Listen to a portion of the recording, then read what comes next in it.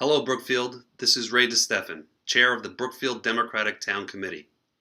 This past Thursday, I attended First Selectman Bill Tinsley's State of the Town Address. Mr. Tinsley began his address by outlining the guiding principles he seeks to follow doing his job. Principles like being a good listener, a good team player, and following the Golden Rule. We agree with these principles and believe that operating in this manner will yield the best results for our town.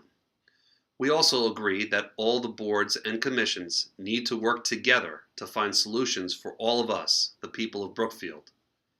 We agree with many of the priorities that were outlined, such as the continued development of the Four Corners area and the potential renovation of Huckleberry Hill Elementary School.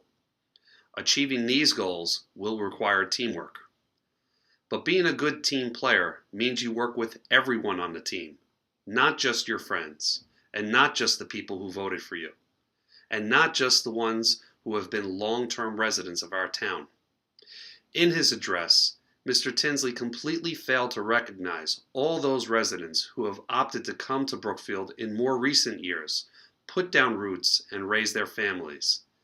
Many of these Brookfielders volunteer their time coaching, working with the PTO, and also have invested their money and energies by starting businesses and putting their children's education in the town's hands. We want to believe that our First Selectman is working for all of Brookfield.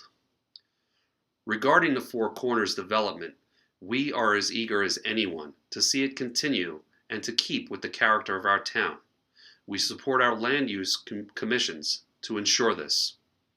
We hope the town will build on the $100 million of privately funded investment that was already committed last year. But we question the use of a tax-subsidized investment incentive plan. Why rely on local government to do what private enterprise is already doing? We favor the market-based approach that is already underway and is working. Mr. Tinsley spoke about being Golden Rule guided. This should be a given. But we need real plans, not platitudes.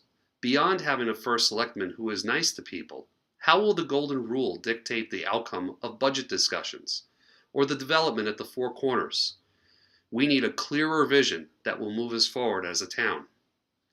Additionally, Mr. Tinsley's recent past requires that we ask just how much he truly acts in accordance with the Golden Rule. He was elected deceptively by failing to mention his pending criminal charges, and both the RTC and Mr. Tinsley continue to be silent about this issue. And it is only Mr. Tinsley himself who can disclose the outcomes of the ethics investigation, but he remains adamant about keeping this information hidden from the public.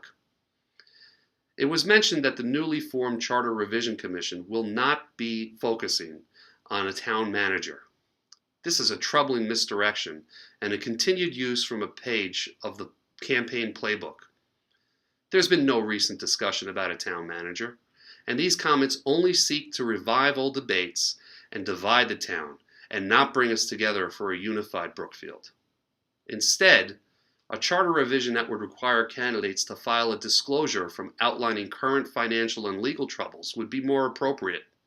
We call on the Charter Revision Committee to investigate this possibility in their work. We're glad that the First Selectman said there will be a collaborative solution focus-based approach when it comes to the many challenges that Brookfield faces, such as addressing the outcome of the recent audit. This is a relief, as the discussions we've heard from the Board of Finance have seemed to focus heavily on placing blame and discussing Board of Education personnel. The Board of Education has its challenges to deal with in the wake of this audit, and we are confident that they will address these issues to the best of their abilities. But the three boards must work together to solve this problem and not play politics with the town's financial concerns. Along the lines of being solution-focused, we call on the Board of Selectmen and the Board of Finance to solve this problem without a special tax on the residents and without a drastic reduction to town and school services. This can be done and needs to be done for the people of Brookfield. Finally, the Brookfield Democratic Town Committee remains deeply concerned about the lack of alternative voices on the major boards and commissions. Regrettably, some of the first selectman's actions demonstrate a continued interest in the silencing of the voices of many residents. He has failed to accept or even acknowledge several of the Democratic Town Committee's nominations for boards and commissions, even when our recommended candidates have served as alternates on those committees for several years. He has also shut down residents both during and from making public comment at the Board of Selectmen's meetings, which is in direct opposition to his stated goal of being a good listener. We believe in checks and balances, as well as a true representation in all levels of government. A large percentage of residents are not being represented due to the successful political manipulation executed by the Brookfield Republican Town Committee during the election.